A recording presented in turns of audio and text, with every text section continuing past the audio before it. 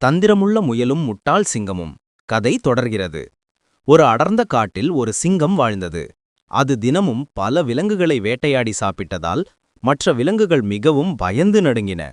ஒருநாள் முயல் ஒன்று சிங்கத்திடம் சென்று, சிங்கராஜா, உங்களை சந்திப்பதற்காக நான் மிகவும் தூரம் நடந்து வந்தேன். ஆனால் வரும் வழியில் உங்களை விட பெரிய ஒரு சிங்கம் உங்களைப் பற்றி மிகவும் கேவலமாக பேசியது. அது உங்களை விட வலிமையானது என்று பெருமை பேசியது என்றது. இதை கேட்ட சிங்கத்திற்கு பயங்கர கோபம் வந்தது. என்னைப் பற்றி கேவலமாக பேசியதா? அது எங்கே இருக்கிறது? உடனே என்னை கூட்டிச் செல் என்று கர்ஜித்தது. தந்திரமுள்ள முயல் சிங்கத்தை ஒரு பழைய ஆழமான கிணற்றின் அருகே அழைத்துச் சென்றது. ராஜா, அந்த சிங்கம் இந்த கிணற்றுக்குள் தான் இருக்கிறது. மிகவும் ஜாக்கிரதையாக இருங்கள் என்றது. சிங்கம் கிணற்றுக்குள் எட்டி பார்த்தது. கிணற்றின் தெளிவான நீரில் அதன் சொந்த பிம்பம் தெரிந்தது. அதே சண்டை கோபத்தில் சிங்கம் கிணற்றுக்குள் இருக்கும் இன்னொரு சிங்கத்தை பார்த்து கர்ஜித்தது. நீரிலிருந்த அதன் பிம்பமும் கர்ஜித்தது.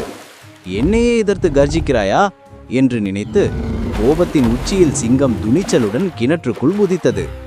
முட்டாள் சிங்கம் கிணற்றுக்குள் விழுந்ததால் அதை தாண்டி மற்ற விலங்குகளை வேட்டையாட வேறு யாரும் இல்லை. அன்றிலிருந்து முயலின் புத்திசாலித்தனத்தால் காட்டிலிருந்த மற்ற விலங்குகள் எல்லாம் அமைதியாகவும் மகிழ்ச்சியாகவும் வாழ்ந்தன. நீதி: பலத்தை விட புத்திசாலித்தனமே சிறந்தது. இக்கதை உங்களுக்கு பிடித்திருந்ததா? இதுபோல வேறு ஏதேனும் குட்டிக் கதைகள் வேண்டுமா என்று காமெண்ட்ஸ்ல சொல்லவும்.